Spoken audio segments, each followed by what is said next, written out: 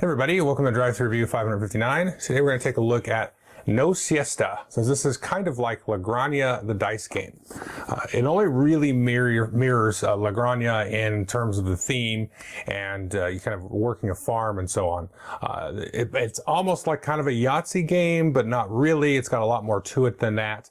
But let's go ahead and jump into some of the mechanics and take a look at it. And then I'll tell you what I think of it. Okay, here's just about everything that you get in the game of La Granja No Siesta.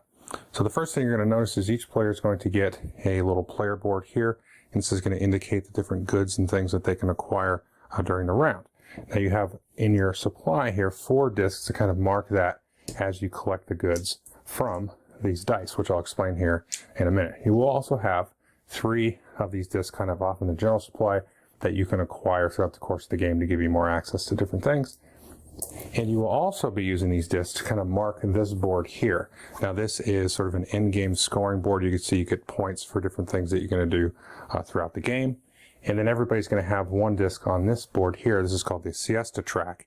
And as you sort of acquire these hats, you move up here. So you'll move your disc up this as you go along and collect dice. And then whenever you hit one of these markers here, then you're going to get another disc into your collection, so you're going to have some spares to add to the end game scoring. And then the game is going to end immediately once somebody here hits the end, and you can see these are worth 1 point each for as far as you've traversed along this path here. Now this is the 2 to 4 player side. There is a solo game as well. I have not played the solo game, so I can't speak to that, but I will talk about the other player counts. So that's that there. So how is the game actually going to work? Well, you have these pads here, or these pieces of paper in this, thankfully, gigantic pad. So there's a bunch of these. You can see they're double-sided, so you won't run out of this anytime soon. And you're going to be rolling dice and marking these off, similar to like Yahtzee or Roll Through the Ages, that kind of thing. So how it works is you're going to take 2 dice per player and then an extra die. So in a 2-player game, we'll have a total of 5 dice there. And then the start player is going to get this, and then they are going to roll the dice. So we're going to roll that, and then players are going to then take turns choosing a die in the middle. So maybe I will choose this one here, and you can see that has a little pig on there. So I'm going to go ahead and then move my disc here to the pig slot. So I've taken that, and I'll set the dice off to the side there. And so then the other player, maybe they will choose here instead the donkey. And then back to the start player, they're going to roll the dice again, and we're going to roll like this. And then we're going to take turns again. So this face of the die actually gives you 2 things. You can see this here. It's kind of like wheat plus vegetables there.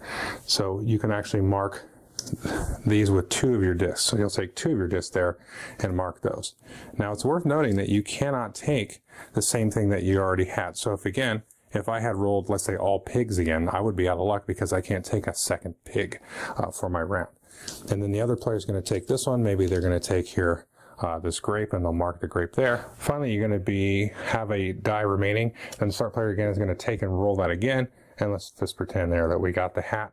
And so then everybody at that point can mark whatever was showing there. In this case, everybody could mark the hat.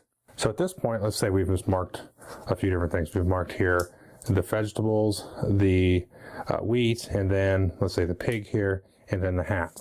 So now everybody's going to take a look at their sheet, and you can start marking things off here. So we can see we got a pig and a wheat there. So as we do that, we can just kind of discard these off of our little player board. So we've used those up. And then you're going to go ahead and mark these off here. And this will show you, different things that you're going to kind of unlock. So let's just kind of walk through this board here, or this piece of paper. Now, for the most part, you can mark this stuff off in any order you pretty much want. But let's start here with this roof area. Here you're going to mark it off left to right. So as you get coins, and you can see there's a symbol for a coin on the die, you're going to start marking these off left to right. So as you fill these up, you're going to get points there at the end of the game, and then you're going to be able to grab roof tiles to add here. So as I've marked these 2 off, I can grab a roof tile from the supply. Now all of these are face down here, but you're going to take one randomly. For example, like this one might give you 2 extra coins, and this one might give you 2 pigs, and you don't have to actually use these right away. You're going to put these face up on your board. So maybe this one just gives you an extra point and so on. So if we had marked this, we'll take this roof tile here, and then now we have this sort of special ability that we can then flip down and activate once per game. This one actually allows you to move here any discs that you've got left or right. You can move one disc 2 spaces left or right, or maybe 2 discs right and 1 disc left, that kind of thing. So you're going to get these roof tiles, and these are going to give you special abilities. Now the next thing you might mark off are these here, which I showed you, and these are your helpers. Now in the basic game, everybody's going to have their own little supply of helpers, and everybody gets the same ones. They have these backs on them, so the red player will just grab theirs with the red back and so on. And so once you start crossing these off, then you can start to put these here. And these give you kind of sort of permanent abilities that you can use throughout the game. So this one, you can see, allows you to move something left or right in terms of your discs. This one allows you to convert these crates into hats. And the crates are kind of like wilds, except they can't be hats. But if you have this, then they can be hats.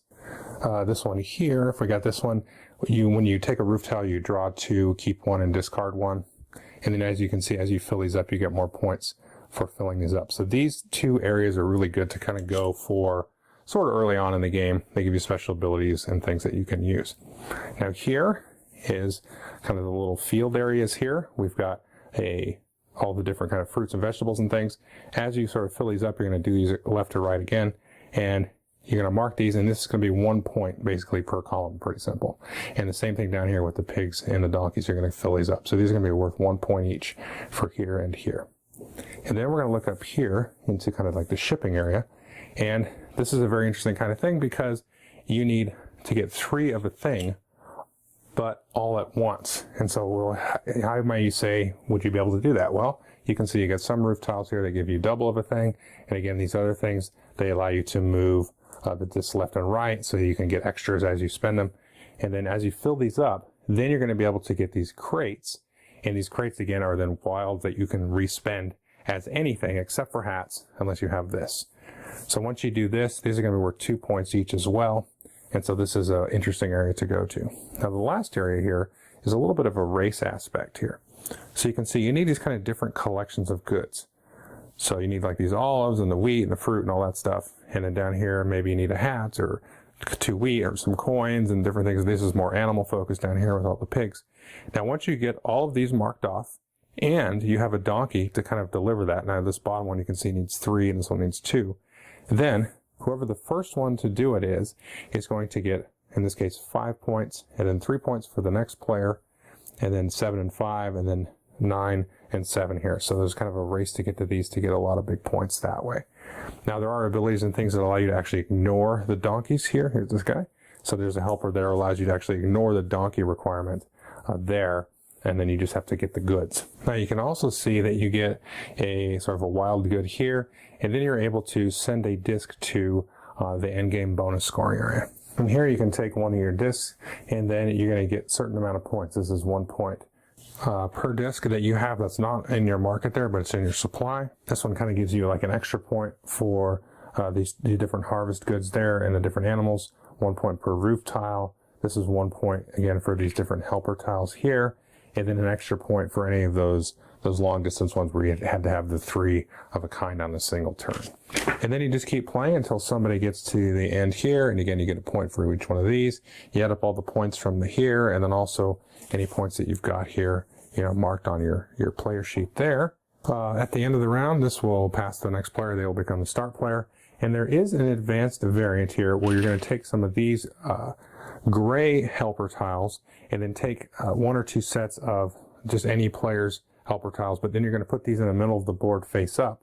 So when you acquire a helper tile, then you're going to draw from kind of like a community supply. Everybody doesn't have the exact same, and you can try to take one before somebody else gets it. Okay, so that is No Siesta. The first thing I should mention is I do think you should play with the advanced game, but I would say you should probably play it with just the kind of the basic game where everybody has their own helper tiles to start with, and then you can kind of move into the advanced game because there's a certain kind of pacing and things that's going to happen that is probably good to get familiar with. I think this is a great game. I don't typically go for these games where you roll dice and cross things off like Yahtzee style games. This has some cool elements to it. A couple of those are the dice drafting element. And that's a very interesting kind of thing where maybe you're taking a certain dice that somebody else might need, or, maybe you have some decisions you're on your own, which dice is going to be better for you, whether you can maybe try to score a quick point, get a roof tile, work towards getting a helper early on, build out those deliveries, because some of the stuff you have to do in order. And so it's like, well, I better take it now because, I may not get this dice again, and this is going to move me along, on my way. So it's got kind of lots of different ways to score points and lots of different ways to kind of drive your engine that a lot of these games don't usually have. They don't usually have this much kind of crammed into, this kind of about a half-hour filler or so.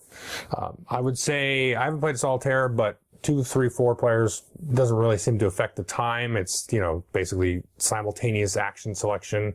Everybody does their thing. Getting back to the advanced game part of it, I think that adds just that extra layer of interest because I could see it possibly getting kind of samey, especially for like a filler, if everybody just had like the same abilities every round or every game. But kind of mixing those up and adding some into the general supply, and people are going to be taking different ones at different moments. You could probably end up getting into a rut, maybe after, 4 or 5 plays or something of the basic game, like I'm going to do this helper, then this, try to get this roof tile, and, you just kind of get kind of a routine. Whereas if you have multiple players kind of going for different cool abilities, that makes it more interesting. So definitely graduate into that once you kind of feel comfortable with the game.